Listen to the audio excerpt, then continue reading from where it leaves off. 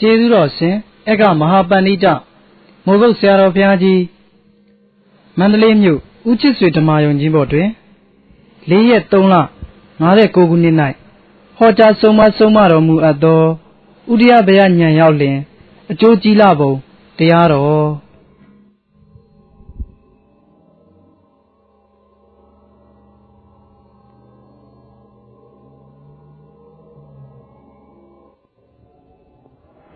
ဒီငါပြောတဲ့3 ချက်ပါမင်းဉာဏ်နေလို့ရှိရင်မဲ့ဖို့ရပါလိမ့်မယ်လို့ပြောတာနော်။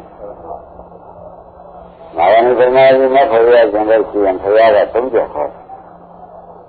တယ်။ဉာဏ်တတ်တာသူတော်ကောင်းသိကြရမယ်။ဉာဏ်တတ်တာဘာလဲလို့မဲ့ဖို့ရကြလို့ရှိရင်ဉာဏ်တတ်တာဆိုရင်သူတော်ကောင်းသိကြကြပါလို့ဖရာကသိတယ်တတ်တယ်ဘယ်လိုဖြစ်ကြရုံနဲ့အနာကျပြီးကြလိုက်ရှင်ရင်းနဲ့နေရုံနဲ့လေဒါမသိရပါဘူးလို့တရားဓမ္မတွေမှတ်ရတယ်။တရားကိုနာရအောင်မယ်။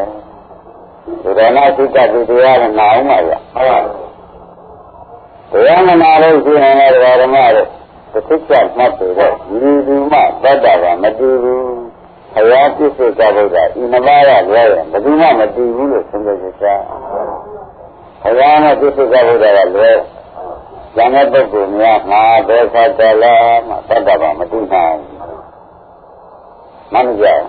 ဘုရားနဲ့ပြည့်စုံကြဖို့ကနှစ်ပါးချမ်းဉာဏ်တဲ့ပုဂ္ဂိုလ်တွေဟာကျင်းဘုရားမနာဘဲနဲ့တတ်တာကသိတဲ့ပုဂ္ဂိုလ်မရှိဘူးလို့ဆုံးဖြတ်ချက်သဘောကျဘယ်နှချက်ရှိလဲဘုရားကကျင်းရမယ်ကွာလေယာဉ်ကျင်းရမယ်တဲ့ဥပဒေနဲ့နော်လေယာဉ်ဆိုတဲ့စာတော်တော်ရေးကြည့်တဲ့3 နံပါတ်ချက်ပဲလို့အားလုံးကဓမ္မကိုမှတ်သားမှာလေယာဉ်ကျင်းရမယ်ဆိုတဲ့စာ3 နံပါတ်ချက်ဒါဓမ္မတို့အလံရေးကြည့်တဲ့ချက်ဆိုတာမှတ်ပါလေယာဉ်ကျင်းဆိုတာဓမ္မနုဓမ္မကိုဆိုတယ်လေယာဉ်ကျင်းဆိုတာဘာလဲဓမ္မနဲ့ဓမ္မဓမ္မကအနုဓမ္မသတိပ္ပံလို့ဆိုတော့ကျန်ရဖွင့်တယ်ဗျတရားနဲ့လျော်ရှင်းတယ်ရှင်းတယ်ဆိုသည်တရားနဲ့လျော်ရှင်းတယ်ရှင်းအပြည့်ညာပေါ့လေတရားနဲ့လျော်ဆိုတော့အခုတရားဓမ္မတွေတရားနာနေတာဘယ်လိုလဲတော့မေးရင်မနဲ့ပြေကြဒါဆိုရုပ်နာလို့ဆိုတော့တရားဓမ္မတွေသိနေတော့ရုပ်ကလည်းပဲလမ်းဆုံးပါလေမလုံးမေးတော့ဖြစ်ပြနာမရပဲလမ်းဆုံးအဲ့ဒီတရားနှစ်ခုနဲ့ဘယ်အောင်ပြတ်မှာညာကဒီတရားနှစ်ခုနဲ့ညာကပါလို့ရဘယ်အောင်ပြတ်ရမယ်တဲ့ဓမ္မတို့ဘုရားဖြစ်ပြဆိုရင်ညာကဖြစ်ပြလို့ပဲသိရရုပ်ကဖြစ်ပြဆိုရင်ညာကဘယ်လိုသိမလဲအဲ့ဒါတရားနဲ့မပြောဘူးဖြစ်ပြနေအတိကလည်းဖြစ်ပြလို့သိတာနဲ့တော့ဥက္ကမလျော်တော့မှန်ပါပါဘယ်လိုကြောက်လဲပါနာမပြတာကလည်းနာမလို့ဆိုရတယ်ကိုကြည့်လိုက်ဆိုရှင်ကြတယ်သူကပါပြဖြစ်ပြတာညာကတော့ညာဖြစ်ပြတာအဲ့ဒါဘယ်လိုကြောင့်ကျင့်ဆိုတာဘာလဲဓမ္မနုဓမ္မဆိုတာဘာလဲဓမ္မကနုဓမ္မပฏิပဒံဆိုတဲ့အတိုင်းတရားနဲ့လျော်အောင်ကျင့်ရမယ်လို့ဆိုတော့နာမဖြစ်ပြမို့ကျင့်တဲ့ဉာဏ်ကတော့ဖြစ်ပြလို့ပဲသူကဖြစ်ပြကြတယ်ဒါဖြစ်ပြပါလားလို့ပဲဉာဏ်ရတဲ့နှုံးကြမှာတဲ့သိခွင့်ရမယ်တဲ့ဒါရမရဲ့ဥပဒနာစခန်းမှာမောင်းနေတယ်တရားကဖြစ်ပြဆိုရင်ဉာဏ်ကလည်းပဲဖြစ်ပြလည်းပြီးပြီနဲ့သဘောကျလားရုပ်ကဖြစ်ပြဆိုရင်သဘောကျပြီနာမဖြစ်ပြပြပြန်တော့နာမဖြစ်ပြပြပြန်တယ်နာမဖြစ်ပြလို့ပြီးဆိုလို့ရှိရင်ဒါတရားနဲ့မဟုတ်ဘူးရုပ်တရားဖြစ်ပြနာမလျော်ပြီ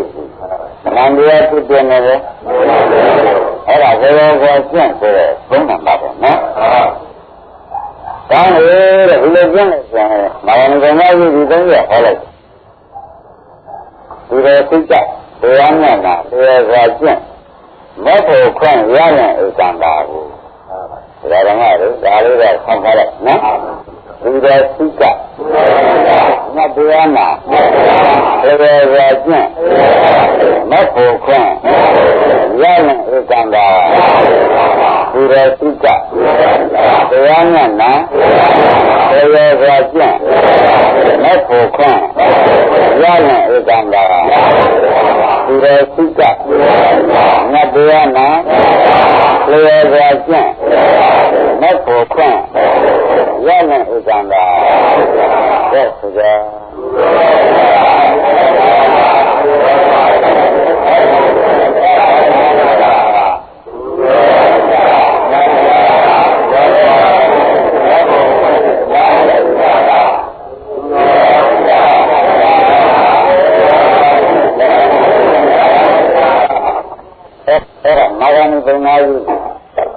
nên là từ đây cứ chẳng nghe tiếng nào thế ra phải chuyển sang lại đấy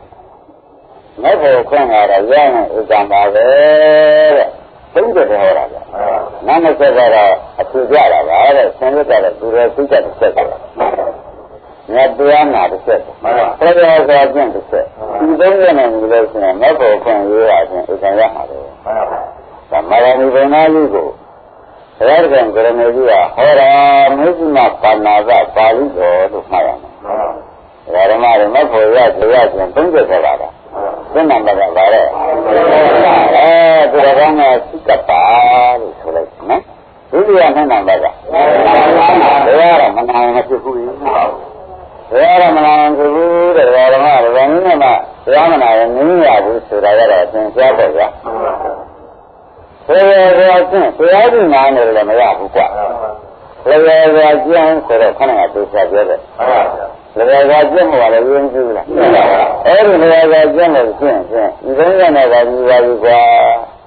mấy phần như là thì càng nghe vậy thế là cái mà nó vẫn chưa chơi được như vào nữa nó bảo là nó nào đó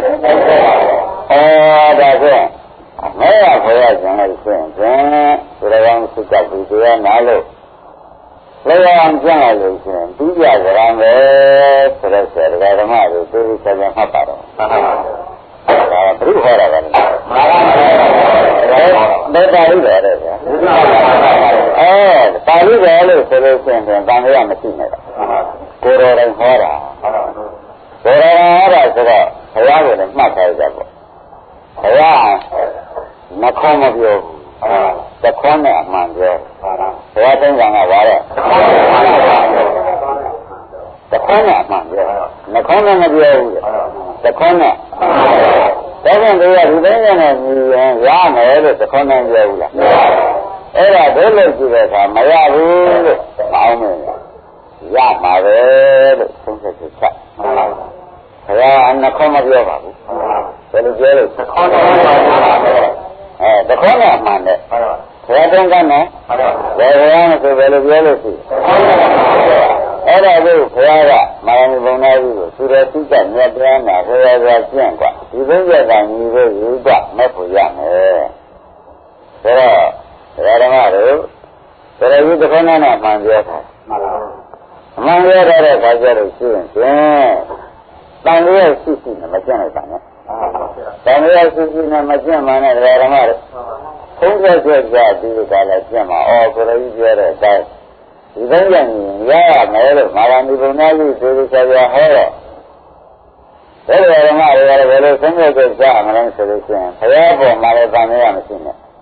thế là mà lại làm cái gì này cô mà lại làm cái gì này chuyện này là chuyện gì mà cái là mà nó cái là nó ya ba mà là cái gì thế là rồi nó cái là sẽ phải như vậy là mong bao rồi thế là là mong bao rồi cuối cùng là không mà học bằng là làm là gì này thế là đưa ra bài cái quan chơi cái này đang ra cái sao chứ là cuối cùng là đang ra cái sao chứ đó cuối cùng là ရားပေါ်မှာလည်းမယုံတာသိကြတယ်ဘုရားပေါ်မှာကိုယ်ပေါ်စိတ်မချတာလေအဲ့ဒါကငကိုးကိုယ်ရဲ့ဘုရုပေါ်မှာစိတ်ချလိုက်ချက်မရှိတဲ့ပုဂ္ဂိုလ်ဘာမှမဖြစ်တော့ဘူးမှန်ပါပါသိချင်မြင်လို့ဒါကြောင့်ဘုရားကံကရမေကြီးပြောတဲ့စကားကိုခွင့်ရခွင့်ပြလိုက်ပါတယ်ဘုရားဘယ်လိုပြောလို့ရှိတာလဲသခေါနဲ့အမှန်ဘုရားဓမ္မလေသခေါနဲ့အမှန်ပြောတော့သူသူရဲ့စိတ်ကမြတ်တရားနဲ့ဘုရားကကျင့်ဒါသူမျိုးအဲ့ဒါဓမ္မတွေကသူတော်ကောင်းတဲ့စိတ်ကနေတယ်တရားရနာနေတယ်ဘုရားလည်းနေပြီးတော့ဆိုတော့ဘုရားကကျင့်လို့လို့မှသင်တယ်အဲ့ဒါလေးဆွေးလိုက်ရင်မပြီးသေးဘူးလားဒါပြီးမှလည်းဘယ်လိုဓမ္မတို့စိတ်ကပြည့်ပြီးနှစ်ကပြည့်ပြီးသုံးလေးကြာနေတဲ့ဥစ္စာကိုဖြင့်ဓမ္မတို့ဒီဥစ္စာဆွေးကြလိုက်ရင်ပြီးတယ်ဘယ်လိုလဲနှစ်ကသုံးရဘာလို့ယူကြည့်သုံးယူကြည့်သုံးရရတယ်ခွင့်ပြရတဲ့ကိုပြောပါတယ်ရုပ်ကဖြစ်တဲ့ဆိုဉာဏ်ကဘယ်လိုရှိရဖြစ်တဲ့ဉာဏ်ကပြုတယ်ပြီးတာနာငါဖြစ်တဲ့ဆိုနာငါဖြစ်တဲ့ပြီးတယ်ဆိုတော့မလျော်ဘူးလားဖြစ်တဲ့ရှိလို့ဖြစ်တဲ့ပြီးနေသွားတယ်ဘာနဲ့သွားတယ်ပါဝိညာဉ်ကြလားဖြစ်တဲ့ရှိနဲ့ဖြစ်တဲ့ပြီးတာတောက်လို့ရှိရင်ဘယ်ဒီသက်ဖြစ်တဲ့ခွင့်ရတဲ့တာဝန်ကြီးပါလေရပါမယ်သိစားရတာဘာမှခင်ဗျားတို့တန်တရားမရှိနဲ့ဒုက္ခဥက္ကံတုံးရင်းရလားနိဗ္ဗာန်သိပြပြီလို့ဆိုရင်ခင်ဗျားတို့ဆုတောင်းမနေနဲ့တော့ဒီသိတာဆက်ပြီးသွားသူ့အတူရောက်တာနိဗ္ဗာန်သိပြတဲ့တူလို့သိပြပြီတဲ့ဘာမှမဟုတ်ဘာစုမှမတောင်းနဲ့ရောက်မှာရှင်းမလားသိပြပြီတဲ့ဘာမှမဟုတ်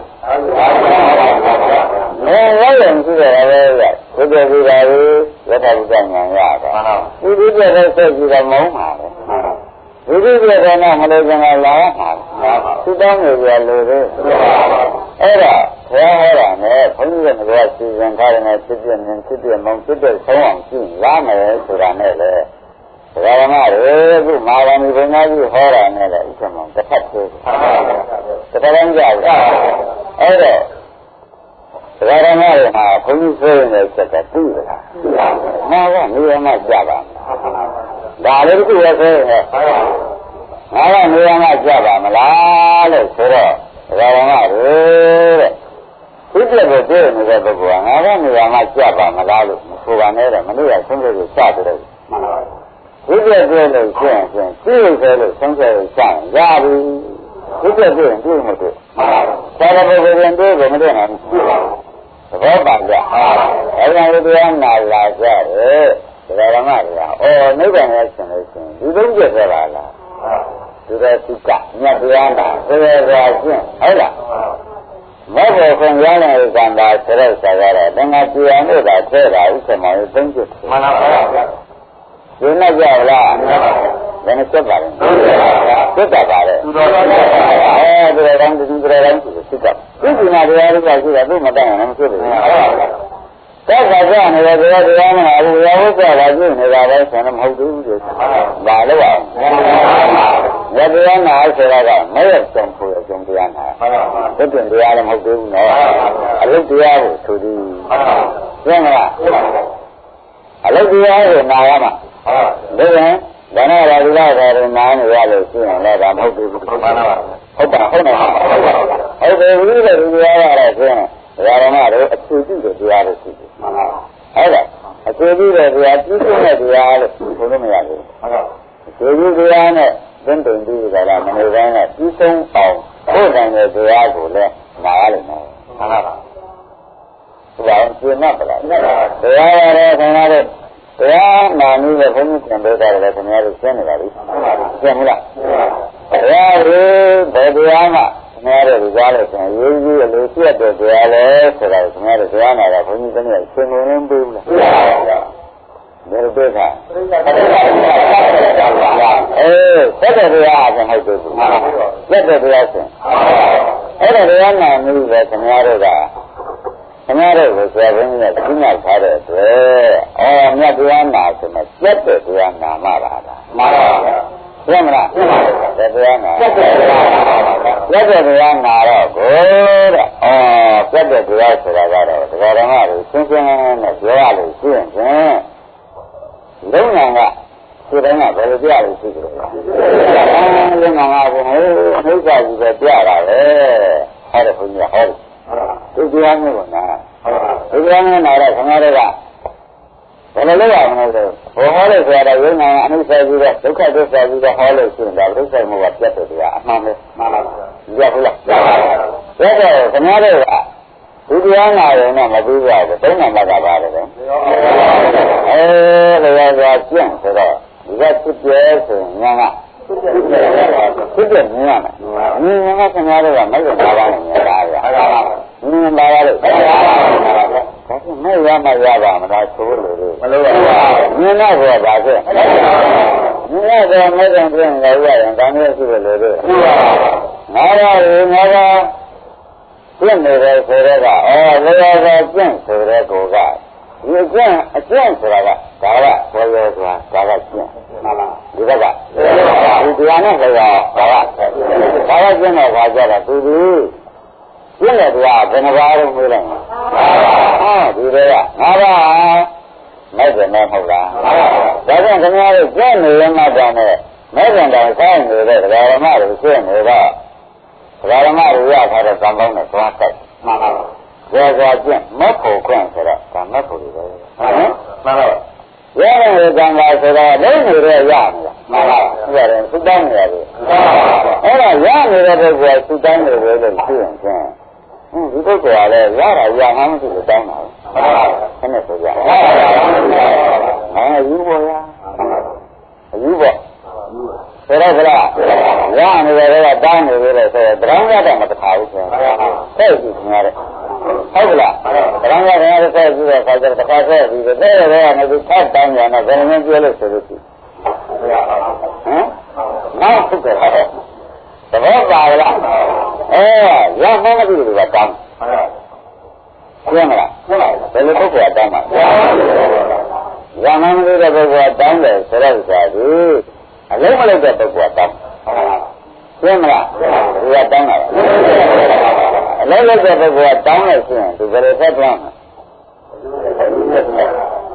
အရိကံနဲ့တင်းရတယ်ဒီလားဘာဖြစ်နေတယ်ဆိုတော့သူရနေတာကလည်းဖတ်တောင်းသိရတာကလည်းဘာရငါရနေတယ်ဆိုရနေရှင်ဗျာတပည့်တော်မရပါလို့တပည့်တော်ဖိုးရပါလို့ဆိုနင်းတန်းလာလို့မေးဖို့ကောင်းတယ်မဲတယ်မလားဒါလည်းမဲတယ်နော်ဒါကမဲရင်ဒီလိုမဲရမှာပဲဒီကမှကြီးကဒီလိုမဲခံဘူးလားအလုပ်လုပ်လို့ရမဖို့ရပါလို့ငါလုပ်သေးလားမလုပ်ပါဘူးမှားတော့မလုပ်နဲ့နော်ဒီကမှမှားမယ်မှားလို့ဘာဖြစ်မှာဇန်နန်တန်းလာလို့ဘုရားခေါ်လိုက်လို့နော်မဆိုရဘူးလားဘုရားဆက်မှာလေလည်းမကြမ်းရအောင်နဲ့ဖတ်တောင်းတယ်လေရှင်းမလားအဲ့တော့ဘုရားကငင်ကန်းလားလို့ဆိုတော့ဆိုပြောတယ်မပြောတယ်အများတို့ဆိုတိုင်းကတရားကိုပြေးပြီးတော့သူ့ရနေတယ်ဆိုပြီးဖတ်တောင်းတယ်လို့ရှင်းသူ့ပေါ်မှာရှင်ရလို့ရတယ်ပဲရှိသေးတယ်။ဘယ်ကဒီဘာလို့လာနေတော့ပြောရင်ဖြစ်မှာလဲ။မင်းကဒီဘာလို့လာကြတယ်မေးကြဘူးလား။ဒါတိုးတယ်နဲ့ဒီတိုးတဲ့ပုဂ္ဂိုလ်ကဒီမေးရမှာမေးပဲလို့ဥပဒေဆိုလိုက်မဆိုလိုက်။ဒီမှာတော့အလုံးမလုံးတဲ့ပုဂ္ဂိုလ်ကတောင်းတာကြတာလေ။ဒါဓမ္မတို့သူမရသေးလို့တောင်းတာ။ဟုတ်လား။မရသေးလို့တောင်းတယ်နဲ့လည်းဒါကတောင်းပြစီလားလုံးယူမှရတဲ့ပြစီလားဝေဘာလုံးယူမှရတဲ့ပြစီတောင်းတယ်လို့လေဥက္ကမရဲ့ဝိစာကူလူကြည့်ရမရှိဘယ်နဲ့ဆိုကြဒါလည်းလူကြည့်အောင်ကျေကျေနဲ့တောင်းပြီလားတောင်းပါတယ်အမောင်းခန္ဓာပါပဲဆရာတော်ဒါပါလားဒါကြောင့်လည်းမတို့ဘယ်လိုဆုံးဖြတ်ချက်ချကြမလဲလို့မေးလို့ဆိုရင်လုံးယူမှရတဲ့သူတောင်းနေပါနဲ့ဘယ်လိုပြောပါတယ်ဘယ်လိုပြောရရှင်းမလားဒါနဲ့ဘုန်းကြီးကလည်းမခေါ်ဘူးလားဆိုတော့တောင်းတဲ့သူကကွာဟေးလူ့မတ်ပြေကွာပြောဘူးလားတောင်းနေရတဲ့လူကလူ့မတ်ပြေလုံးယူမှရတာဇမကျင်နေကြဇမကျင်ဆိုတော့ကမ္ဘာလောက်အောင်ပါဘူးအဲ့ဒါဆိုတော့ဥပဒနာလို့ပေါ့နော်မလဲရဘူးအဲ့ဒါဆိုကြမသိဘဲနဲ့ဒါနဲ့တောင်းနေတာနားပူရင်ရှိမှာပါပဲဘယ်နဲ့ဆိုကြနားပူရင် ဒါတော့အရင်ဒေဝရသာပြီးဘာရင်ဆိုတောင်းလို့ရှိကြရလားဘာဖြစ်လဲနားလို့ကြကြတယ်ဒုက္ခမှာအမှန်ပါဒါဒီမလားဘုရားတောင်းရတယ်ကိုသူကတောင်းကြပေါ့ဗျာလောက်ရတယ်ကိုသူကတောင်းလို့ပြန်မရနိုင်တော့ဆိုလေကုန်ရှိမှာပေါ့မသေးတော့ဘူးလားတောင်းပါပြန်ဒါဓမ္မတွေဒီလိုစိတ်ကြဆိုတာပြင်တာပါမြတ်တရားနာရမှန်ပါပါဆရာဆရာကျင့်အဲ့ဒီအရေးကြီးဆုံးပါတယ်ဘုန်းတော်ပါရေးကြီးဆုံးမှန်ပါပါဘုန်းတော်ပါဒီတရားဓမ္မတွေအလုံးရေးကြီးတယ်လို့မှတ်ကြပါဆရာဆရာကျင့်ဆိုတာကျွန်တော်တို့မရသေးတဲ့ပုဂ္ဂိုလ်ဘာဖြစ်လို့မရသေးတဲ့တုန်းကမဲလို့ကျင့်ခြင်းမကြရဘူးလို့မှတ်ပါပါဒီရတယ်လည်းလည်းဆုံးနေစား။ဒါကကျင့်မှာဘာလို့လဲ။ဟောဒါဖြင့်ဒကာဓမ္မတွေဖြစ်တဲ့နဲ့မတည့်ဘူး။ဟုတ်ကဲ့ပါ။မှန်ပါပါ။ဒါလည်းဆုံးနေစား။ဘာဖေရကဖြစ်တဲ့နဲ့မတည့်တဲ့လို့ရှိရင်ဖြင့်ဒကာဓမ္မတွေလိုရပြီးထိုက်။ဒီကဖြစ်ပြဒီကပါလား။ပြည့်နေပြီ။ဒီကဖြစ်ပြနာကဒီကမလို့တဲ့နေရင်ပြောပါပြောရတာလေရှင်းမလားဒါဖြင့်သိပြနဲ့မဲ့လေဖို့အရေးဟာဓမ္မတို့ကိုယ်တိုင်အားထုတ်ရမယ်အေးဒီနေ့ကြတာဘာလဲဒါသူတို့ပြောတဲ့ဆိုလူရင်းနေနော်လူရင်းနေဓမ္မတို့သိကြသတိထားပါဒီလိုပြောနေတဲ့နိုင်တိုင်းလေးကျမ်းမှာဒါဆောင်းမကဘာလို့လဲဆုံးနေစနေပါလားခင်ဗျားတို့ဒုက္ခလက်ဆက်သတ်ပေးနေတာလို့လက်ဆုံးဖြတ်ချက်မှန်ပါဗျာဘယ်နဲ့ဆိုကြဒုက္ခဟာဒါဆိုအလုံးကြီးတာပေါ့ဗျာလို့ခင်ဗျားတို့ဝန်ခံမှုကောင်းမှန်ပါပါဗျာဒုက္ခလက်ဆက်သတ်ပေးဟုတ်ပါဘူးဒါဒုက္ခလက်ဆက်သတ်ပေးနေတယ်ဆိုတော့ခင်ဗျားတို့ကအပြည့်အစုံနေမှာလေဆိုရမှန်ပါဘူးသတ်တယ်မတတ်ဘူးရှင်းကြပေါ့ဒုက္ခလက်ဆက်သတ်နေတယ်လို့ဆိုတော့ကျွန်တော်ယဉ်ကြည့်လားဒီကဘုရားနဲ့မနဲ့တိုင်းနေတဲ့အခါကြလို့ရှိရင်ဖြင့်ဒကာဓမ္မတို့သိတဲ့ကမသိတဲ့အဝိဇ္ဇာလာသေးမလားအဝိဇ္ဇာမလာတော့ဒကာဓမ္မတို့ဒီလိုဝိဇ္ဇာလာသေးလားအဝိဇ္ဇာလည်းမလာတော့သူ့နောက်ကသင်္ခါရလားဒီနောက်ကဒုက္ခကဒုက္ခခန္ဓာကကြာမလားဘာပြစ်သွားတာဟုတ်သွားတော့ဒါသံဃာစခန်းတတ်တာပဲအဝိဇ္ဇာကသံဃာကြဘူးဟုတ်လားဒုက္ခခန္ဓာကထုတ်အဲ့ဒီပရိစ္ဆေသမုပ္ပါဒ်ပေါ်လာပြီဒါကြောင့်ခင်ဗျားတို့ခန္ဓာတွေအကုန်ထုတ်တာပဲမဆုံးနိုင်ဘူးလားခန္ဓာကအကျဉ်းတရားတွေထုတ်ခန္ဓာတွေဆိုတာကဒီတရားထုတ်ခန္ဓာထဲမှာရှိတဲ့အကျဉ်းတရားတွေလည်းထုတ်ခန္ဓာတွေလာမယ်ဆိုတော့ဒါနှလုံးကိုလည်းဥပါဒံရေးကြည့်တယ်မလာလိုက်တာခန္ဓာကိုအကြောင်းနဲ့ထုတ်တယ်ခန္ဓာကိုဖြစ်နေတဲ့အကြောင်းရှင်းမလားခန္ဓာကိုထုတ်တဲ့အကြောင်းထုတ်ခြင်းကခန္ဓာဓမ္မတို့ခန္ဓာကိုမလာတော့လာပါဒါဖြင့်ခန္ဓာကိုအကြောင်းကိုလည်းဥပါဒံပါဖြစ်တာဒါဖြင့်ခန္ဓာကိုမတတ်ဘူးဟုတ်တယ်အကြောင်းထုတ်တဲ့အကျိုးရတယ်မသိကြဘူးလားအကြောင်းထုတ်တဲ့အကျိုးထုတ်တယ်ဆိုတော့စဉ်းစားပါဒီစာသမားတွေစဉ်းစားရင်ပေါ်ပါတယ်ဒီကနာရဖြစ်တယ်ဒီကနေပြီးလေအောင်ကြည့်လိုက်တော့ဖြစ်ဖြစ်ရှိတာလေအောင်ကြည့်လိုက်တော့လေရာမဆက်မဆက်နိုင်ဘူးလားနောက်ဆိုတော့ဓမ္မရိပုဆိုတော့ဘာမလို့ဓမ္မရိပုဆိုတော့ဘယ်တဲ့ဝိဇ္ဇာလားဝိဇ္ဇာလားဝိဇ္ဇာဆိုတော့ဝိဇ္ဇာလည်းဖြစ်ဒီကသံဃာရကဒီကလာတဲ့ဝိညာဉ်တွေကတဲ့ဝိညာဉ်တွေပြိတ္တဝိညာဉ်တွေသုံးပါတယ်ဆိုတော့ဥရဝဏဥက္ကမနဲ့စဉ်းစားအကြောင်းတစ်ခုထုတ်လို့အကျိုးတစ်ခုဒီကလာပဲမလာဘူးလားအကြောင်းတစ်ခုထုတ်လို့အကျိုးတစ်ခုမလာတော့ဝိဇ္ဇာနဲ့သင်္ခါရအကြောင်းတစ်ခုဝိညာဉ်က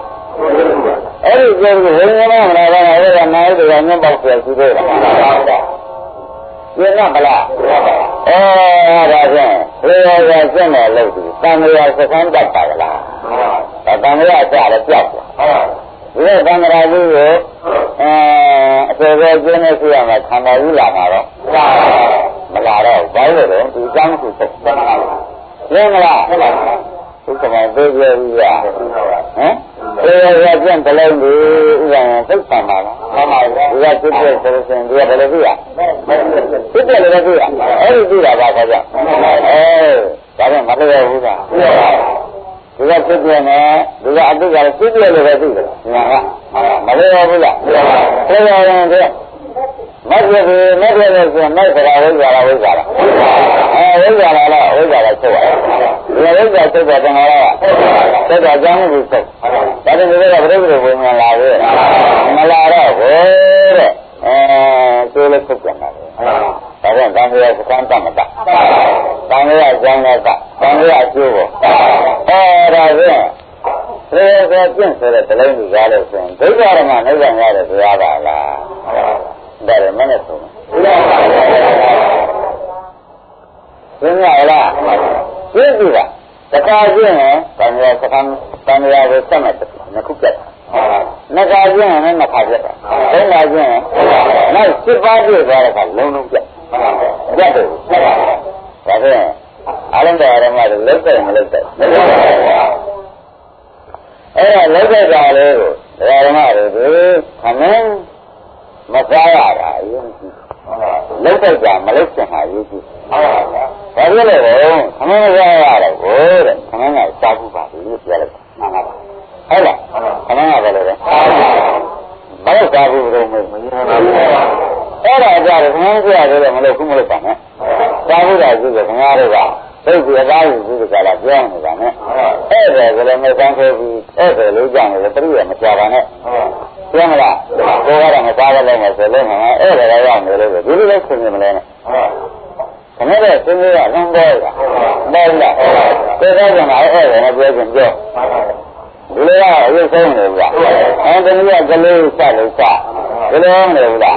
အဲ့ဒီလိုကြားနေဆိုကျင်းကြောင်းတောင်ရဆက်နေတာပဲကျင်းမလား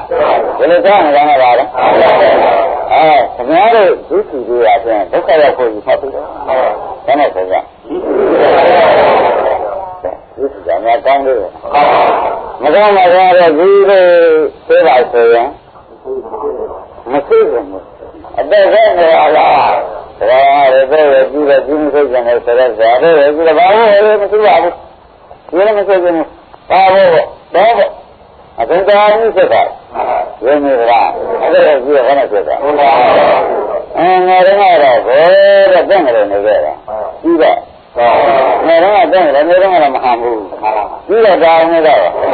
ဘယ်သူကရတဲ့ကဘယ်သူဟန်နေတယ်နေ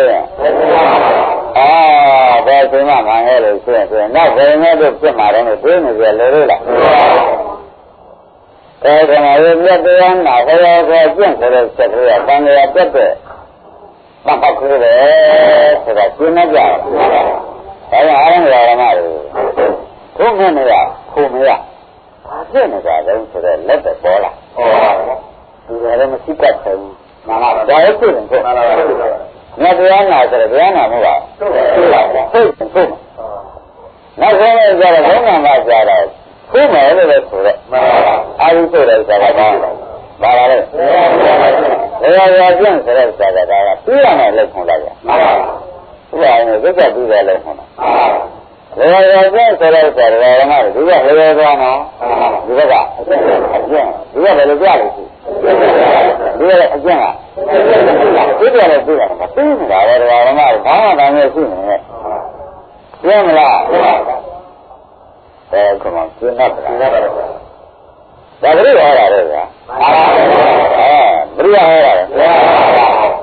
နည်းနည်းပဲဆိုဒီသုံးခုတာညီအောင်လို့ပါလို့ပြောဘူးလားအဲ့ဒါဓမ္မတွေဘုရားပြောဖြစ်နေသောကြောင့်လေတခေါင်းကမှန်ပြောတဲ့ကိုယ်တော်ကြီးကတန်ကြရရှိနေရင်လည်းဆင်းရဲတဲ့ဒုက္ခရဲ့ပုံပဲကိုယ်ကိုယ်တန်ကြရရှိနေရင်ဒုက္ခရောက်ဖို့ပဲဆိုတော့ဓမ္မတွေကိုယ်ဒုက္ခတော့ကိုယ်မစားတာကောင်းတယ်ဆင်းတယ်ဇာဘုံများသိကြမသိဘူးဓမ္မတွေပေါ်တတ်တဲ့လုံးတွေပါနဲ့ဟုတ်လားခင်ဗျားတို့ဒီဘာနဲ့မှာရဘုံကြီးကြည့်ရမှာခဏစားလို့တလုံးပြောရတာနဲ့ခေါက်ဆဲကြလို့ရအောင်ရတာနဲ့ဆိုရတာဆက်ဆက်နေတယ်မစားကြဘူးလားဒါတွေကလည်းတန်နေရမနဲ့ဆိုတဲ့ဒီလိုရရလည်းမမြင်လားအဲ့ဒါဘုရားကဘယ်လိုမျိုးခါတာဘယ်လိုမျိုးခါရတယ် ဒီမှာဆိုရတော့ဒီကြရတယ်သူကဘယ်လိုဆိုရရွေးလိုက်တာကအသက်120စီစီ3ကိုမှန်ပါပါဒါတည်းများသွားကြည့်တယ်အဲ့ဒါမလို့လားဒီလိုဆိုရင်မင်းတို့လည်းဆိုပါတယ်မှန်ပါပါအဲ့ဘုရားကဘယ်လိုမေးထားတော့ဘယ်နည်းမေးထားတော့ဒီမှာဆိုရတော့ဒီကြရတယ်သူကဘယ်လိုဆိုရရွေးလိုက်တာကအသက်120စီစီ3မှန်ပါပါဒါတည်းများသွားကြည့်တယ်အဲ့ဒါမလို့လားဒီလိုဆိုရင်မင်းတို့လည်းဆိုပါတယ်မှန်ပါပါဘူးလားဒီလိုတော့မင်းမရှိဘူးမှန်ပါပါဒါအမှန်ကန်ကောင်းကငါစင်းနေရတာမှန်ပါပါမပါဘူးလားအဲ့တော့120ဆိုတာကလည်းဓမ္မအသက်120စီစီရီဆိုတာကတစ်စိတ်ဟာတစ်သက်လို့မှတစ်စိတ်ကိုပါဆိုရဒါကငါတော့တစ်စိတ်တစ်သက်ဆိုတော့ဥက္ကမောင်းစီ120ကျော်ကုန်ပြီဟုတ်ပါဘူးခဏလည်းတက်ကိုမတက်လို့ပါသိပြီမနဲ့နေကြအာဇာတာတွေနောင်းကုန်ပြီခဏတော့စားရုံးနေကြလားဒါဖြင့်အချိန်လုံးကြံတော့ဘယ်နဲ့ဆိုကြအချိန်လုံးကြံတယ်လို့အသက်120စီစီရီဆိုတော့သူကဘုံသားကရေးတာကတော့ခဏတို့အဘိဓမ္မာနဲ့ရေးတာမဟုတ်သူကပုဒ်တန်နဲ့ရေးတာဟုတ်ကဲ့မဟုတ်ပုဒ်တန်နဲ့ရေးတာကသူကရေပေါင်း150မှာတစ်နှစ်အဲ့ဒီနှစ်ပေါင်း120စီစီကြီးဒါတော့သူအသက်မပိုင်တော့ခွန်းကြီးမပြောပါဘူးဒီစကားကိုသူကဘာပါသေးလဲအသက်ဆိုတာကငါဟာသက်တယ်တဲ့တကယ်တခုကတစ်သက်တယ်ရှင်းမလားအဲ့တော့စိတ်ကြလဲဓမ္မတို့စိတ်ကလေးတစ်ခါဖြစ်တယ်ဆိုရင်ဒီလိုလေတစ်ခါဖြစ်တယ်သဘောကျလားစိတ်ကလေးတစ်ခါစိုက်တယ်ဆိုရင်နော်တစ်ခါရဲတဲ့သူရဲ့သက်သက်ဒါပြန်တဏှာယူရခဏတော့ဘယ်ကဆက်ဖြစ်ရင်းနေကြလားတဏှာယူလိုက်ပါတဏှာယူကြတော့အဲ့ဒါတော့ကြောကုန်ပြီဗျရင်းနေကြလားဘာကြောကုန်လဲဒါပြန်နေရတယ်ဒီဘယ်လိုမျိုးဆုံးတဲ့စားကြမလဲပုံနာပေးတဲ့ဆုတဲ့တောင်တော့လုံးကုန်ပြီဟမ်စိတ်လုံးလိုက်ကြတော့သူကမသိကြလို့ဗျသင်ရဲ့အသက်120စီစီရီဆိုတဲ့ဥစ္စာနှစ်120စီရီဆိုရင်တော့တော်ပြီသဘောကျလားအခုတော့ရေးထားတာဘယ်နဲ့ရေးလဲဘာလို့ဆင်ရတယ်လဲဘာလို့ဆင်ရတယ်သေစေသတိကတခါမှန်းနဲ့ကွာအသက်ကလေး120ပြည့်လို့ရှိရင်သေစေသတိဆိုရင်တစ်သက်တည်းမှဆင်ပြရမှာတော့ရင်းပြီလားသဘောပါလားရုပ်တဏ္ဍသက်ကိုရှင်းမလားငါတို့အသက်ကပါလေရုပ်တဏ္ဍသက်ပဲရှိတာကိုရှင်းမလားဒါကငါတကယ်နဲ့ပြေပါရလားရုပ်တဏ္ဍသက်လို့ဘုရားဟောတာပါတဲ့ခင်ဗျားတို့ပုံနာန်းဆုံးတယ်လို့ဖဲနေတာသဘောပါလားဥပ္ပါကြီးတို့ဘယ်နဲ့နေတော့ဒီကမြတ်သာရှိဒီကလည်းတရားနည်းကြီးတယ်မပါဘူးလား120ကျော်လားမကျော်ဘူးလားအသက်လေအသက်ဆိုတာဘာကိုခေါ်တာလဲရုပ်စီဝိတ္တနာစီဝိတ္တကိုအသက်ခေါ်ရင်းနေလားအသက်ခင်ဗျားတို့ကရုပ်ပြန်မှတ်မနေနဲ့ခင်ဗျားတို့မသိဘူးအသက်ဆိုတာဥက္ကမောင်တို့သိချာရေးရုပ်စီဝိတ္တနာစီဝိတ္တရှင်းမလားရုပ်ဝိတ္တဆိုတာဒီတ္တရုပ်ကလေးတစ်ခုနာဝိတ္တဆိုတာနာဝိတ္တရုပ်ကလေးနာလေးတစ်ခုပေါ့နော်ရှင်းမလားဝိတ္တဆိုတဲ့နာမရတဲ့နာလေးတစ်ခုအဲ့ဒါအသက်ခေါ်တာရှင်းမလားအသက်ဆိုတာဘာလဲရုပ်ဝိတ္တနာဝိတ္တကိုအသက်ခေါ်တာသူကဒီဝိတ္တကသူမအသက်ကိုသူကလည်းနေရာပေါ်မလားသူကအသက်ဆက်လို့ဘယ်ရမစိုးဘူးလားတိုင်းတာဖြင့်120ကျော်ရလားပါပြီခင်ဗျာတော့ဟမ်သူကကျေဘူးလားကျော်တယ်ဓမ္မတို့ဇာတတောင်းခင်ဗျားတို့ဇာတတဲ့လုံးကုန်ပြီဒါလည်းမနဲ့လည်းလောက်ကြမလို့သက်ကုန်ကောတပူးတော့ခဲ့နေတာကတရားတော်လုံးခဲ့နေတာဓမ္မတို့တရားကျလို့ခင်ဗျားတို့ဘာတော့ဖိုက်ကြည့်ဇာတကဒီလိုဆိုထားတယ်ဒီလိုဆိုကျော်တော့ပြီကိုယ့်ကိုသမက်ချဒီလိုဆိုရင်မနဲ့လေအသက်120စီစီဂရီဟုတ်လားဟိုမှာဥပခေါ်တဲ့ပုဂ္ဂိုလ်ဒီ120စီစီဂရီဟုတ်လားသူနေကနာရီနဲ့လိုက်ပြီးနာမည်လေးပြေးလို့မှာဗျာအဲ့ဒီနာမည်ရှိတဲ့ပုဂ္ဂိုလ်ပါတယ်လေအသက်ဆိုတာရုပ်ဟာအသက်ပဲနာရောဒါကြောင့်ရုပ်သက်နာလည်းပဲရှိတာရုပ်ကလေးတွေဟာတစ်သက်နာလေးတွေဖြစ်တာ ပြန်တော့အတူအချိန်မောင်းခုဘယ်လောက်ရှိမှသင်ရတရားနဲ့ဆိုကျော်လောက်ပလားသွားရောနေကြမရှိတော့ဘူးတရားတော်တို့အဟုတ်သဘောပါအဟုတ်သဘောပါလို့ဆိုဘုန်းကြီးပြောတာကိုမှန်ယူဘုန်းနာရေးဆိုတော့မှန်ယူနဲ့ရင်းပြီလားဒါပဲဒါဖြင့်ဓမ္မတို့ခင်ဗျားတို့ကျွမ်းနေတာလေးကအခုတရားရိယာကိုကျွမ်းနေတာလို့မှတ်လိုက်တယ်လို့မှတ်ကြတရားရိတရားမြတ်ရဖို့မဲ့ဖို့စစ်တရားရိတရားမြတ်ကိုရဖို့ကျွမ်းနေတဲ့သက်ကိုအဲ့ဒါလေးတွေကတော့အလွယ်သုံးစားမလုပ်နဲ့ဒါကဘာလို့မှားပါလဲဒါကဘုန်းနေလေးကတန်ခင်းနဲ့နည်းနည်းဆက်ထားတာတပည့်ကြအခုကအပေါ်လေးမဟုတ်လားအပေါ်လေးသုံးရအောင်မလို့လားဟုတ်ကဲ့လားခင်ဗျားတို့အပုတ်ဆုံးမှာကိုသိရင်ရဥပါဒံကောင်းကောင်းအခုအတရားနဲ့ဆယ်တဲ့ဘယ်နဲ့နေကြအများကြီးကြားနေပြီအများကြီးကြားနေပြီဆိုတဲ့ဖြင့်ဒကာရမတို့အပုတ်လေးဟာကံကပေးထားတယ်ဆိုရင်လွယ်တယ်ဟောဒါလေးကနေခွင့်လေးနည်းနည်းကြံသေးတယ်လို့မဆိုနိုင်ဘူးလားအဲ့ဒါလေးကိုဖြင့်ဒါရသမီးစီပါရေးပစ္စည်းနဲ့အချိန်ဆုံးလိုက်ပါနဲ့လက်လောင်ကုန်ပြီဘယ်နဲ့ဆိုကြသူ့မှာခင်ဗျားတို့ရုပ်ကြည့်တာဆက်လိုက်ကြဇာတာကြီးဝမ်းပါညာဟုတ်ကလားဒီကဘာပါတော့ဇာတာတဲ့ အသက်ပါသေးတယ်ဟမ်အသက်120ရှိပြီ120ရှိသေးပြီပါလားအသက်120ဟာဒါမရှိဘူးစိတ်တော့ချတာဟမ်120ဆိုတော်ရတာမတက်တယ်ကသဘောကျလားဒီနေ့ခဏကတော့ကြည့်အောင်အိမ်ပြန်ကြည့်ဆက်ပြီးနေကြပေါ်မှာဒါကတော့အိမ်ကပြန်ကြည့်ကြအောင်တော့ဘယ်နဲ့များပြန်နေဒီကတာပတ်ကြည့်ဒီကဟမ်ဆက်နေဖြစ်နေမလားဘယ်ကတော့ကြည့်လို့နားတယ်ဘယ်ကတော့ကြည့်ဥရရသိပြီမှမလဲကြည့်တာပေါ့လေမ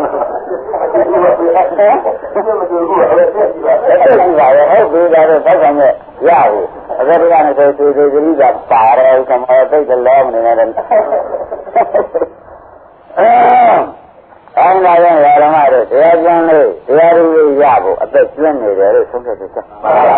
ဘယ်လိုဆုံးဖြတ်ချက်ဒါနဲ့ကျမ်းတဲ့ခါကဘာလို့ရမလဲနာလို့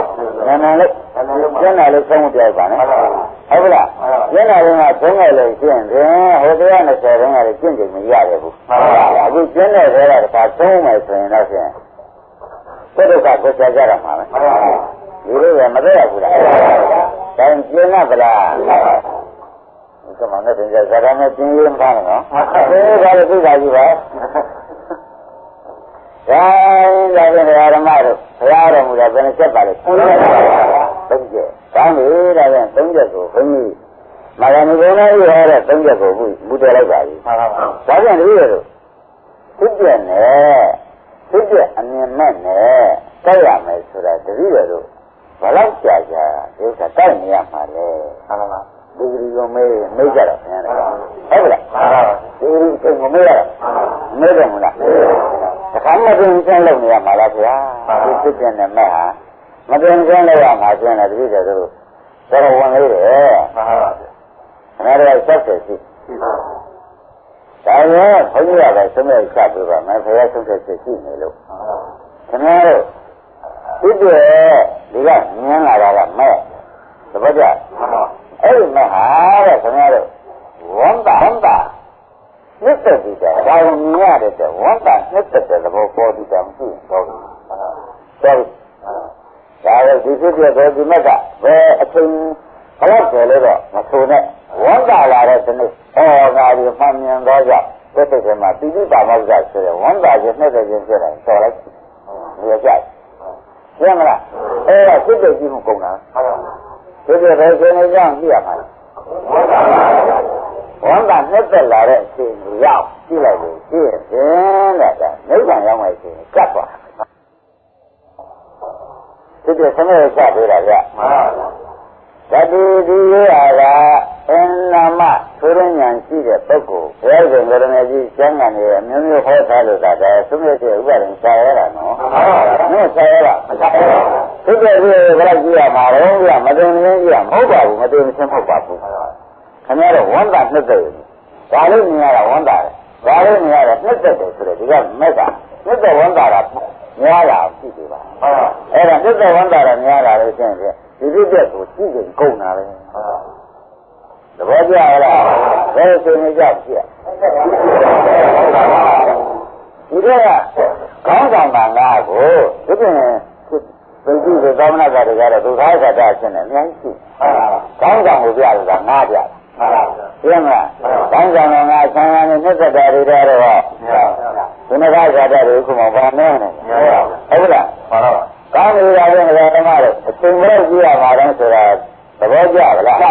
ဘယ်လိုကြပါလဲဖြစ်တဲ့ကိုဝန်တာကြီးကဖြစ်တဲ့ဝန်တာနဲ့တဲ့ဆိုတော့စကားပြောလိုက်တာပါသင်္ကေတနဲ့ကြည့်ရလို့ကိုယ့်ကိုယ်ဝန်တာလာတဲ့ရှင်လေး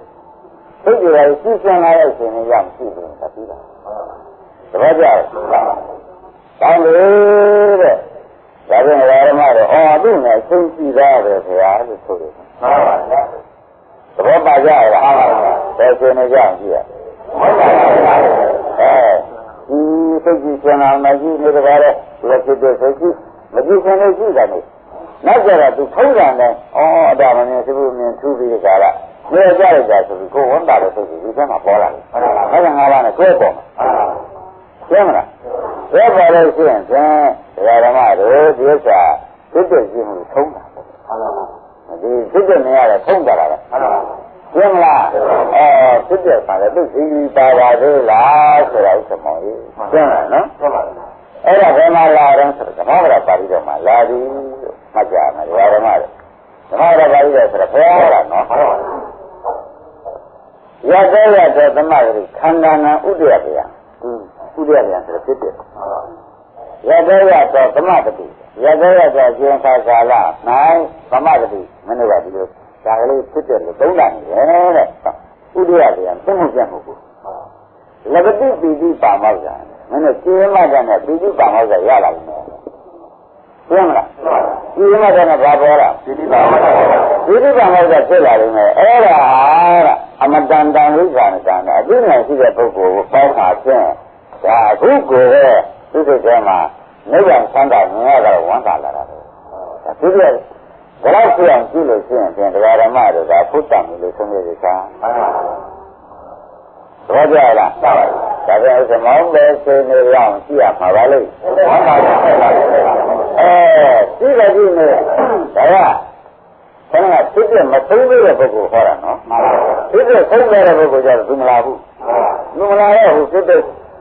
ဆုံးသေးတဲ့ပုဂ္ဂိုလ်ကျတော့တမျိုးဟောဒါကအစပြီးအထုတ်တဲ့ပုဂ္ဂိုလ်ပြောတာဒါဆိုသမတ်ပါဒါပုဂ္ဂိုလ်ပါလေစပြီးအထုတ်တဲ့ပုဂ္ဂိုလ်ဘုရားဆရာသမားနဲ့တွေ့ပြီးကြတယ်မဟုတ်ဘူးနိုင်ငံဘုံညာလေကျင်းတော့အထုတ်တဲ့ပုဂ္ဂိုလ်မှာဖြစ်တဲ့ကိုမြင်တာဒီဝမ်းနဲ့နှစ်သက်ကြောင်မြင်မှသာလေကိုယ်ဒီဖြစ်တဲ့ကြည့်ကြဒါပဲကိုဘယ်လောက်ကြည့်အောင်ကြည့်ရင်ဒါဒီပေါက်တာပဲကိုလို့မှတ်လိုက်တော့နေကြကြပါလားဒါပြန်မြတ်စွာဘုရားဟောတဲ့မြတ်တရားတွေအချင်းကြီးစတယ်ဥပါရင်တော့ပုံပါတော့ပါဘူးလားအဲ့ဒါသုံးစံနေမတွေ့သေးတဲ့ပုဂ္ဂိုလ်ဖြစ်လဲဥပါရင်ဒီဥစ္စာမဟုတ်နိုင်ဘူးပေါ့ဗျာသုံးစံနေတွေ့တဲ့ပုဂ္ဂိုလ်ကြတယ်ဓမ္မဝရပါဠိတော်မှာသိချက်ရှိရတဲ့သမဂတိခန္ဓာနာဥပ္ပယံလူတိပိတိပါမောက္ခဟုတ်ဗျာအမတန်တန်ဝိဇ္ဇာမတန်ဝိဇ္ဇာတန်ဝိဇ္ဇာကအကျိုးငါဒီငါကြီးတဲ့ပုဂ္ဂိုလ်အမတန်တန်အမြဲနိဗ္ဗာန်တဲ့သူစိတ်ထဲမှာခံစားရပြီးဟောတည်ပြီးဒါကအမြဲနိဗ္ဗာန်နဲ့ခံစားဝန်တာနေတာပဲစိတ်ကလေးမြင်နေရတာအဲ့ဒါစိတ်ကမြင်တာဖြင့်ဒီရှင်နေကြမြင်လို့ရှိရင်ခင်ဗျားတို့နောက်စိတ်ကမုန်းလိုက်ကြမှာစိတ်ကတခါလဲခဏဝန်တာတော့စိတ်ပြီးမုန်းလာတော့ဒီကိစ္စပြီးတော့ဒီနေ့ကဝန်တာပြီးရအောင်ဆိုပြီးတာပြီးတယ်သဘောကျလားနောက်ကြတော့ဗာတက်လာမယ်ဆင်နော်နောက်ဆက်ပြီးဆိုလိုက်တော့ဗာကြတော့ကိုမြင်ကြလားမြင်တော့မှာလဲပြတ်တယ်နဲ့မြင်ဟုတ်လားအပြစ်တွေမြင်ကြလားမြင်တော့မုန်းတာလားပါပဲသဘောကျမုန်းတာလားပြင်ပါလာမယ်ဆင်ဟုတ်လားဆုံးတာလားလို့ဆင်တော့စစ်ပါးပြစ်သွားမှာပဲ ဒီပါမျိုးအဲ့ဒီလိုဆိုရင်တရားဓမ္မတွေဘယ်လိုပါကပိတ်တယ်ဆိုတာကသူပြောကြလို့လေလားဆိုတော့တော့ပိတ်ကြလားဒီမဲ့ကပိတ်လိုက်ကြဒါနဲ့ဒါပိတ်သေးမဲ့တရားရှိပါရဲ့သားနဲ့ခင်ဗျားတို့ကသူ့ကိုယ်တိုင်ချက်မထားခြင်းဘူးဆိုလို့ရှိရင်သူကပိတ်သေးမယ်တော့မဟုတ်တော့ဘူးပိတ်သေးပါတရားတော်နေပြရတယ်လူတွေကနေပြလူတွေမှာရတဲ့မနဲ့နေပြရတရားတော်ကနေခွင့်ရတယ်ဒါလည်းခွင့်နိုင်ပိတ်ကြရမယ်ခင်ဗျားတို့ဘယ်နဲ့ဆိုကြခွင့်နိုင်ပိတ်ကြရမယ်ဆိုတာဘုရားဓမ္မတွေတရားတော်ခွင့်နိုင်တယ်မလို့ကြတယ်ကျမထိုးအောင်ဖြစ်နေတယ်ကိုယ်ကြတာဘောဗျာတရားတော်ပိတ်တယ်မင်းတို့ကတော့မမှီဘူးတဲ့ဘယ်နဲ့လဲကြောဘာကြနေတာဘောဓမ္မတွေအဲ့ဒါပိတ်တယ်လို့ရှင်ပါတော့ခွင့်နိုင်ရမယ်ဆိုတာဘောကြလားတိုင်းသာချင်းတရားဓမ္မတို့အပေလူကလည်းကိုဒီကနေပြေးလို့ရဟုတ်လားတရားနဲ့ဖွင့်ဒီကနေဖွင့်တယ်ဆိုတာမတွေ့ကြဘူးလားလူကြီးမှာမကောင်းမှုလုပ်လို့ဟိုမှာအပေသွားချတယ်မှန်လားသဘောကျလားဘာကြောင့်လဲဗျာမကောင်းလို့လည်းပဲသွားချတယ်လို့ဆိုတော့လူကြီးကနေပြီးအပေတရားကိုသွားဖွင့်တာကိုသိတယ်မလားသိပြန်တော့လူတွေကနေပဲဆိုတော့ဒါပြန်ဖုံးတယ်ရင်ဗါတဲ့ဖုံးတယ်ရင်သိတယ်ရမယ်ဆိုတာ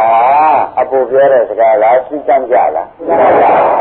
ခင်ဗျားတို့နေဝင်တိုင်းသိကြမကြဘူးဖုံးလာနေတဲ့သိပါဆိုတော့သိကြကြရလားဒါရင်လည်းခင်ဗျားတို့ဒီလူသေးတယ်ဆိုတဲ့အပြစ်ကိုသင်ရမှာဘုရားရင်သင်နိုင်မှာတယ်ဘယ်နဲ့ပဲဇမယာသိကြမသိကြဘူးဆိုတော့ကလေးတွေကတရားတော်ဆန်းတယ်ဟုတ်လားသိကြမသိကြဘူးလူကြီးကပိတ်တယ်နော်မင်းဖုန်းနဲ့လည်းမင်းသိကြမသိကြဘူးလားဆိုအမင်းကလည်းသူထိတ်ခေါက်ကောင်းရတယ်ဒီလိုမရှိဘူးလားဒါပဲလေတော့ဘယ်နဲ့ဘယ်လိုလုပ်ကြမလဲဒီတိုင်းမလုပ်ကြဘူးလားတရားတွေကဒါရီမဲ့လည်းသူပိတ်မှန်ပိတ်ချင်မှပိတ်မှာအယက်ကမင်းလိုက်ကြမှာငုံပါဟမ်မသိရဘူးလားဒါဆိုရလည်းလည်းဆိုရတော့မကောင်းတော့ဘူးဆိုတာပေါ်လာလားဒါမှမဟုတ်ငါဓမ္မတွေဖြစ်ပျက်ကိုဘယ်လောက်ကြာသိချင်ဘယ်လိုပေါ်ပြီးကြအောင်ကြည့်ရမှာလဲဝတ်တာပြီးကြတာတစ်ခါစက်ပြီးမင်းတွေချလာအောင်အယုံကြီးထွက်လာအောင်ဟုတ်လားခုခုတော့လာမှာဗျာဝန်တာတိုင်းလည်းလာမယ်စက်သိန်းတွေထားလာရင်လည်းလိုက်ကြလာမယ်ခန္ဓာကိုယ်အယုံထုတ်တယ်ထွက်အဲ့ဒီအချိန်ရောက်ပြီဖြစ်တော့ခါဖြစ်တဲ့ခရီးကလမ်းဆုံးပဲ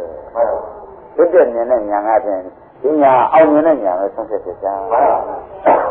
ဘာလဲဒါကမနေ့ကဒီမထိုးရလို့ဥပဒေမျိုးဒီနေ့ဒီသိစမှုထည့်ပဲဒါဘယ်လိုရှိနော်ဒီတရားစိတ်ကြီးဟောနေတာမာရဏီပါစိတ်ထားတယ်မာရဏီတရားရတဲ့ဥစ္စာသုံးခုသာမူတည်ထားတယ်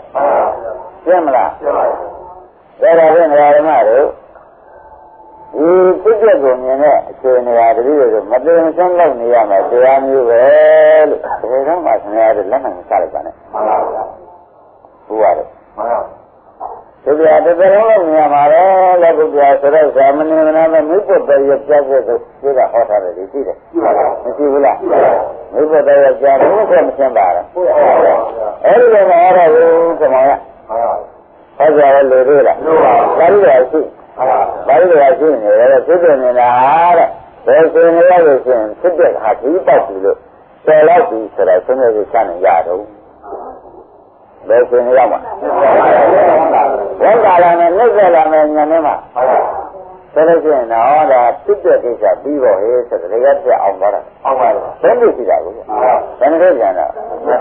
နှစ်ခုပဲကြံတယ်ဖြစ်တဲ့ကအောင်သွားတယ်ဘာမှမဟုတ်ဘူးလားဟုတ်တော့ကြာတာခင်ဗျားတို့ဆက်ရတာဒီဥစ္စာရှိလိုက်တော့ဖြစ်တဲ့မတွေ့တော့ဘူးပြတင်တဲ့ပြင်းနေမမုန်းကြရင်နော်ဒါပြည့်တယ်နော်တွေ့တယ်နော်ဆိုတော့အဲ့ဒီကဖြစ်တဲ့ဆုံးဖြစ်တဲ့ကိုရှိဖို့ကိစ္စပြီးတယ်ဆိုတာကိုအလောက်ကကိုတက်တဲ့ခံတယ်အာယုံကတက်တဲ့ခံမှန်ပါပါကမ္ဘာဘုရားတက်တဲ့ခံအာယုံကမဟုတ်ဘူးနော်ဒါပြန်ဖြစ်တဲ့ဆုံးကဆိုဒီတိပါမောက္ခဆိုရင်သိတဲ့မှုဝမ်းမြောက်မှုရှိရင်ပြီးတာပဲဆိုတာသဘောကျအဲ့ဒါတဲ့ခင်ဗျားတို့ပထမနိဗ္ဗာန်ရတယ်လို့ဆုံးဖြတ်ချက်တာဒီတိပါမောက္ခရလာလို့ရှိရင် ပရမနိဗ္ဗာန်ရတယ်လို့ဥပါဒံဆုံးရချတာ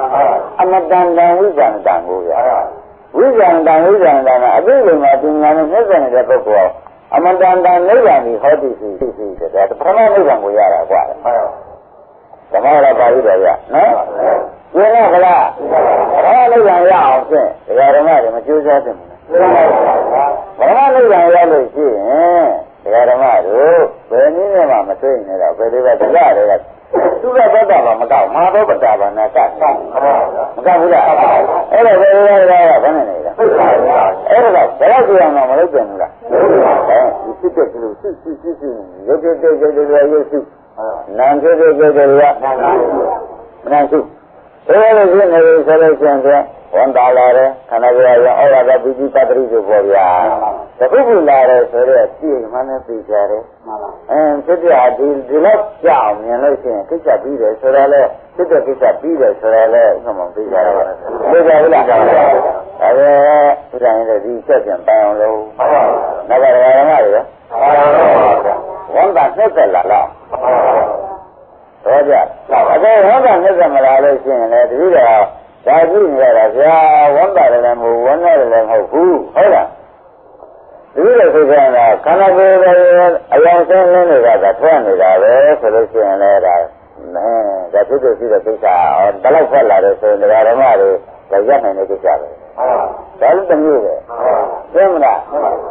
အဲ့ဒါပရမနိဗ္ဗာန်ရတယ်လို့ဘုရားကဟောလိုက်တယ်ဘယ်လိုဟောတာလဲဖြစ်တဲ့မြင်လို့ဝန်တန်တဲ့အယောင်ဆက်တော့တခုခုပေါ့ဗျာ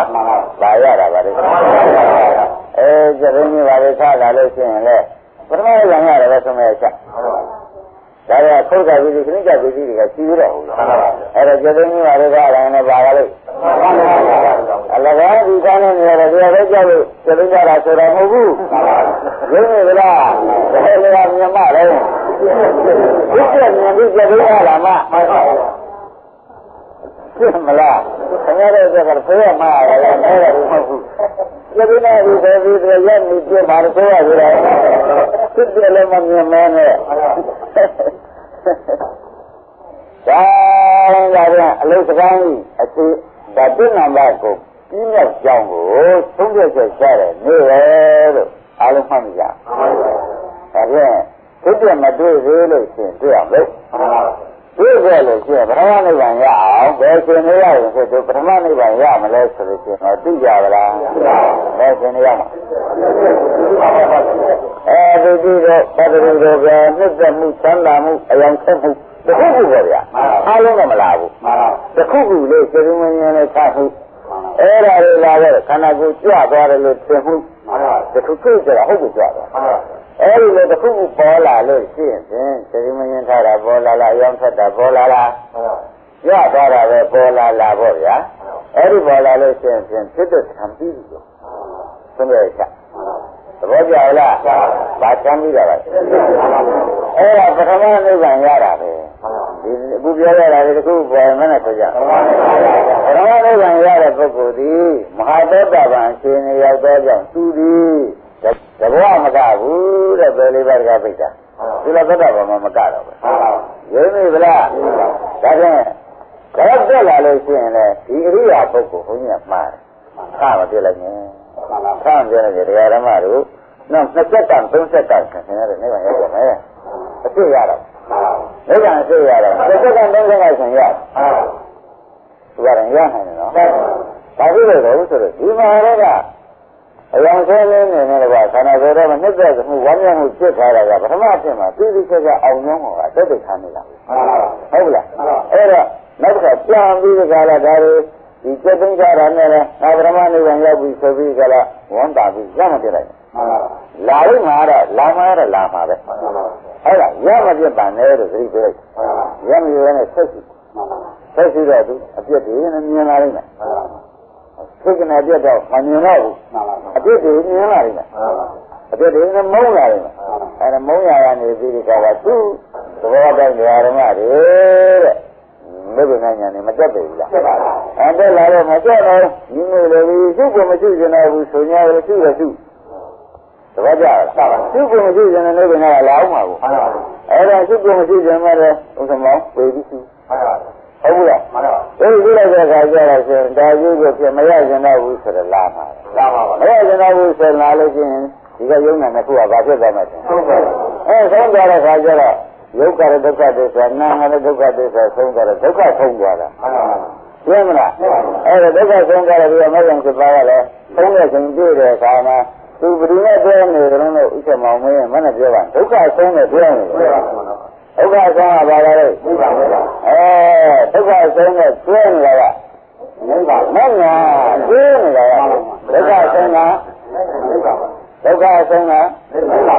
ဒုက္ခဆုံးကိုကိုယ်ရင်းနေတာကမညာဆိုပူညာဆိုပြစ္ဆကနာညာဆိုဒီကတော့ပြည့်နှစ်သုံးစုခဏလေးပဲရောက်သွားမှာ